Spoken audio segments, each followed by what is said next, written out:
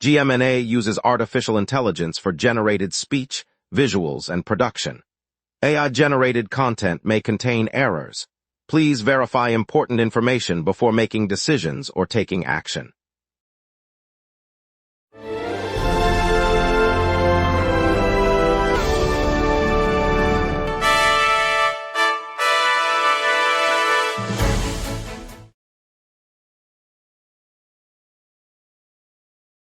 Good evening, Montreal. Our top story tonight. The Anti-Radicalization Center rebrands as Ville Sans Violence, expanding its mandate.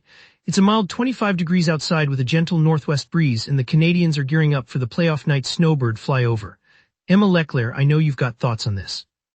Wow, the Greater Montreal Day students sparked kindness worldwide, and local kids just received awards for their generosity. Proof that compassion really thrives in our neighborhoods. Exactly, Emma. It's inspiring to see youngsters turning simple gestures into global ripples, and schools across the city are now planning similar kindness challenges for their students. And that same community spirit will shine when those 7 downtown streets close to traffic this summer. Perfect sidewalks for kids to explore and share spontaneous acts of goodwill. Alright, let's get into it, starting with the Downtown Car-Free Initiative, then the new Anti-Radicalization Center rebrand, and a look at tonight's weather forecast. Good evening, Montreal. Here are the top stories shaping our city tonight, from the latest transit updates to the community initiatives making a real difference. Montreal's flagship Anti-Radicalization Center, the Centre de Prévention de la Radicalisation Menant à la Violence, unveiled a fresh identity on Tuesday. After 10 years of guiding families and schools away from extremist paths, the organization rebranded itself as Ville Sans Violence and announced an expanded mandate that reaches beyond radicalization to overall community safety. Officials explained that the shift responds to security challenges that rose sharply during the COVID-19 pandemic, when isolation and misinformation fueled new risks. By widening its scope, the center aims to work with local partners, schools, and neighborhood groups to spot early warning signs, support vulnerable residents, and promote peaceful coexistence across the city. The new name underscores a vision of neighborhoods where conflict is resolved without resort to violence, and the team says the broader approach will help Montreal stay resilient in an uncertain world. Quebec's finance ministry announced a new levy on insurance premiums that will add $300 million of revenue each year to the provincial budget. Premier Christine Fréchette confirmed the measure on May 27, 2026, saying the increase was not previously known to her. Effective January 1, 2027, the tax will raise the cost of auto, home, and other insurance for residents across the province, including Montreal. The additional funds are earmarked for provincial programs, though officials have not detailed which services will benefit. Critics warn the hike could strain household budgets as insurance costs climb. The government says the revenue boost is essential to meet spending priorities. Quebecers can expect higher premium bills when policies are renewed next year. In Montreal, the average homeowner may see an increase of several $100s annually, while drivers could face higher monthly payments. Starting this summer, 7 downtown streets will close to cars, turning into pedestrian-only corridors for the warm months. The city announced the plan on May 27, adding a new zone on Rue Villeray while keeping St. Denis and Castelnau open to traffic. Officials say the move aims to encourage walking, ease congestion, and boost air quality across the core of Montreal. Each summer, Montreal traditionally opens a handful of streets to pedestrians and cyclists, and this year the expansion brings the total to 7 key routes. Residents and visitors can expect wider sidewalks, street-level cafes, and more space for outdoor activities. The initiative reflects the city's broader commitment to greener, more livable streets, and planners hope the seasonal car-free zones will become a lasting feature of downtown life. Families, tourists, and local businesses are all expected to benefit from the calmer, cleaner atmosphere. The latest demographic study, released today, warns that Greater Montreal could see a loss of tens of thousands of residents by the year 2050. Researchers from a team of demographers analyzed migration patterns, birth rates, and economic indicators, concluding that outmigration and a slower fertility rate are already outpacing growth in Toronto and Vancouver. The forecast suggests the metropolitan region may shrink significantly, raising concerns about future labor force shortages and economic vitality. City officials and business leaders are being urged to address the underlying drivers, from housing affordability to job creation, before the projected decline materializes. While the study stops short of prescribing specific policies, it underscores that without decisive action, the demographic shift could reshape the urban landscape and strain public services across the greater Montreal area. Today, the Liberal MP for Laurier, St. Marie, announced he will leave politics this summer. Stephen Guilbeault told reporters he intends to resign his seat in the House of Commons, citing frustration with Prime Minister Mark Carney's reversal of climate-energy policies. Guilbeault, who stepped down from cabinet last year over a pipeline dispute, says the shift away from the climate agenda leaves him unable to represent his constituents effectively. The decision, made public on May 27, 2026, adds another blow to the Liberal Party as it prepares for the upcoming election cycle. Party leaders have not yet named a successor for the Montreal riding, and the seat will be vacant until a by-election is called. Guilbeault's departure underscores the growing tension within the government over environmental policy and its political fallout. Later, we'll hear how the growing Notre Dame encampment is impacting downtown life, plus more on the car-free streets. Stay tuned, we will be right back. Welcome back. I'm glad you're staying with us as we dive into tonight's local stories, starting with Emma Leclerc, who's got the details. Good evening.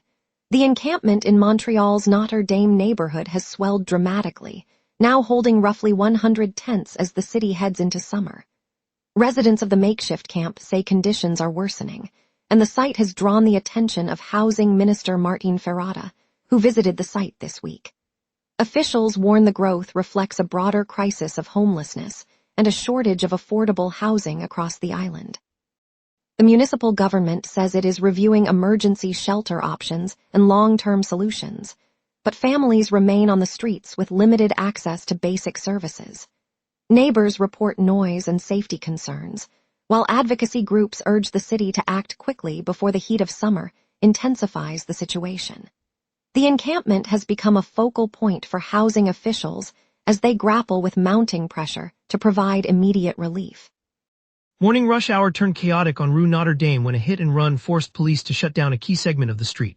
Montreal police, working with City of Montreal Transportation Services, erected barricades and diverted traffic while investigators secured the scene and collected evidence.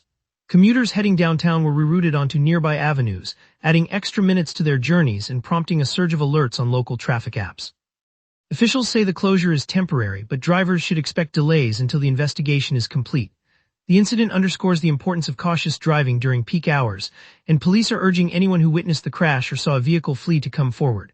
Residents are reminded to stay alert and allow extra time for travel while the city restores normal flow on Rue Notre Dame. Provincial officials are poised to decide the fate of Villa Maria College, a private institution in Montreal, as the school year draws to close. The Quebec Ministry of Education has launched a review of the college's viability and funding, with a ruling expected before the end of the 2025-2026 school year, slated for May 2026. Students, families, and alumni have voiced growing anxiety, fearing disruption to final semesters and upcoming graduation plans.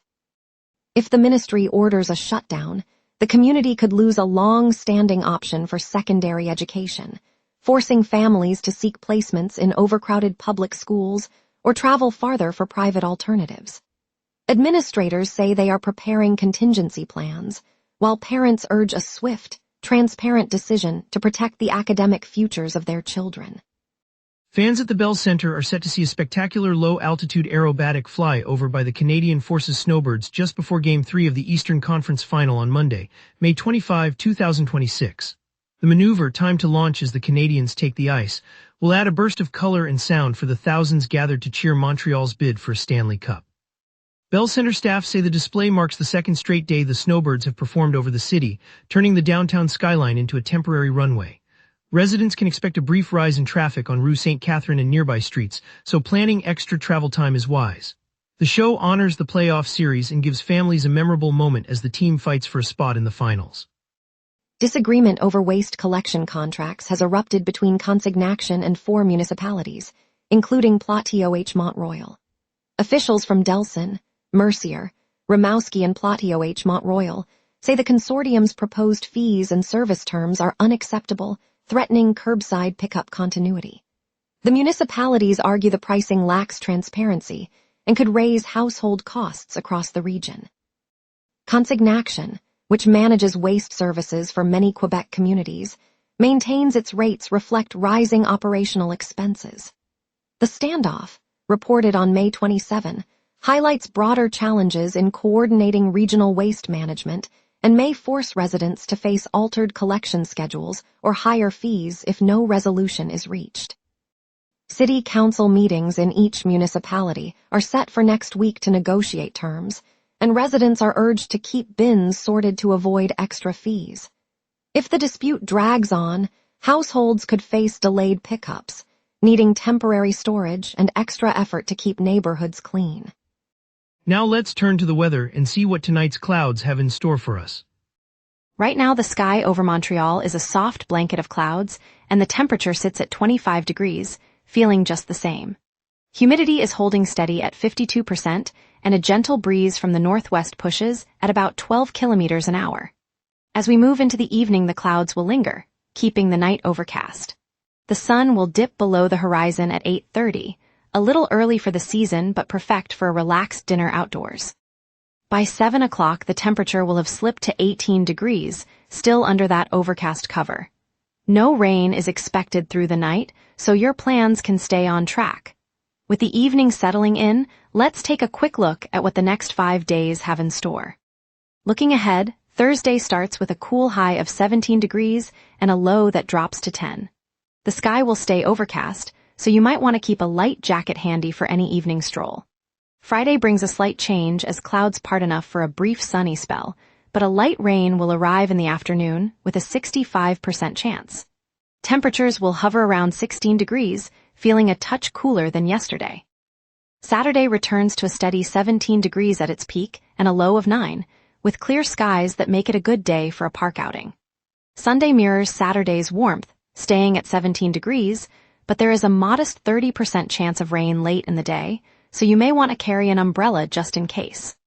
Overall, the weekend stays comfortably mild, perfect for outdoor plans without any dramatic swings. We'll cover traffic delays, preview the Dolce Vita rooftop jazz, and hear how Jardin Shea Mitchell tackles oil costs. We will be right back. Construction at the Autoroute 31 and 40 interchange in Lavaltrie continues to bite. Lanes are narrowed, and traffic is crawling during peak periods, so allow an extra 10 minutes if you're heading east toward the city. On Autoroute 640 West, a culvert replacement runs from Saint-Joseph-du-Lac to Saint-Marthe-sur-le-Lac, keeping one lane closed. Drivers should use the alternate north-south routes or expect short delays. Further south, Route 116 is being resurfaced between Saint-Bruno de Montarville and Longueuil, with intermittent lane shifts that add a few minutes to the commute. In La Vieille, Autoroute 13 South is under reconstruction, but traffic remains steady with only minor slowdowns. Lastly, the Louis-Hippolyte Lafontaine Tunnel on Autoroute 15 at Saint-Anne-des-Lacs has its height clearance reduced to 4.3 meters, so high-profile vehicles must seek alternate paths. No transit disruptions are reported this afternoon, and most other roads are moving freely. Expect these construction zones to shape travel for the rest of the day. Tonight, the city's skyline sets the stage for a live jazz night at the Dolce Vita rooftop on Hotel Honeyrose, where smooth brass meets sunset views, perfect for unwinding after a long day. If you prefer a laugh, head to Theatre St. Denis for Mike Smith's Comedy Hour. His sharp observations about Montreal life will have the audience in stitches. For those looking to move the night forward, Club Soda throws an Afro Beats party, a high-energy dance floor powered by local DJs and rhythmic pulses that keep the city's heartbeat alive. Looking ahead, the Canadiens host the Maple Leafs tomorrow at the Bell Centre, a rivalry that promises playoff-level intensity. And don't miss the new Cirque du Soleil spectacle Echo, lighting up the old port through early June, a visual feast you'll want to experience before it closes and share the memory with friends. The Canadiens fell 3-2 to the Carolina Hurricanes on Tuesday, dropping them down 3-1 in the Eastern Conference Finals. Tonight's Game 5 at 7 p.m. Eastern gives Montreal a chance to force a decisive sixth, but they'll need to tighten up defensively and capitalize on the Hurricanes' recent fatigue. Turning to women's hockey, the Victoire clinched the 2026 PWHL Walter Cup with a 4-0 victory over the Ottawa Charge in Game 4, sealing a 3-1 series win. The championship caps a season in which Montreal's forward line led the league in scoring and solidified the franchise's first major trophy in 5 years. In Major League Soccer, CF Montreal drew 4-4 with DC United in a high-scoring showdown that leaves the club perched near the middle of the standings. Their next outing won't arrive until early July, when they host Vancouver FC on the first weekend of the month. Jardin Chez Mitchell, tucked into the bustling stalls of Jean Talon Market, is a family-run flower shop that has brightened the neighborhood for years. Co-owner Luigi Bono says this spring the rising price of oil has driven fuel-related expenses up 20 to 25%, a cost the shop is choosing to absorb rather than pass on to customers. By keeping bouquets affordable, Jardin Chez Mitchell stays competitive with the big box retailers that line the streets, ensuring the market's fragrant charm remains intact. Neighbors swing by for fresh stems for weddings and everyday celebrations, knowing the shop supports local growers and keeps the market's rhythm alive. It's a quiet act of resilience that reminds us small businesses are the city's living garden. And up, we celebrate Greater Montreal Day as students spark kindness worldwide and Montreal kids receive rewards. Stay tuned for the feel-good story. On a breezy Thursday afternoon in the heart of Plateau Montreal, a bright-eyed sixth-grade class gathered around a chalkboard covered in doodles of hearts and smiley faces. Led by teacher Ms. Tremblay, the students launched Greater Montreal Day, a simple challenge to perform a surprise act of kindness and capture it on video.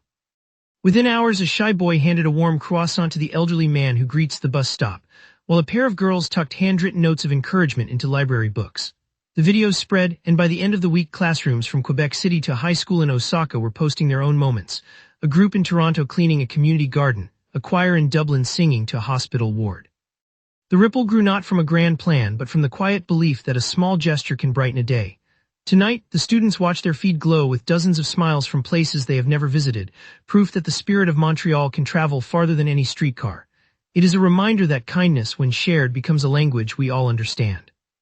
In the heart of Côte des Neiges, the Sun Youth Community Center buzzed with pride yesterday as more than 80 young Montrealers gathered for a very special ceremony.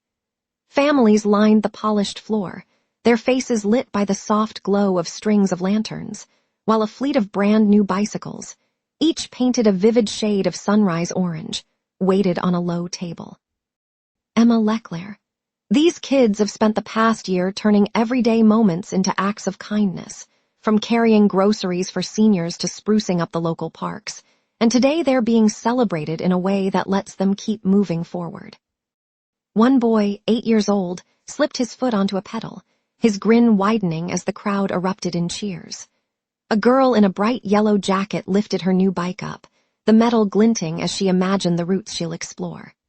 The moment the first wheels rolled out of the center, a ripple of hope spread through the room, a tangible reminder that small gestures, when recognized, can inspire even greater journeys. It's a simple truth. When a community lifts its youngest members, the whole city rides a little farther together. Thank you, Montreal, for joining me tonight. I'm grateful we could explore the new name and expanded mandate of our Anti-Radicalization Center and celebrate the kindness sparked by Greater Montreal Day. I hope you enjoyed the stories as much as I did. I'll see you again tomorrow for the next episode of The Local Sunset. Mark Beaumont.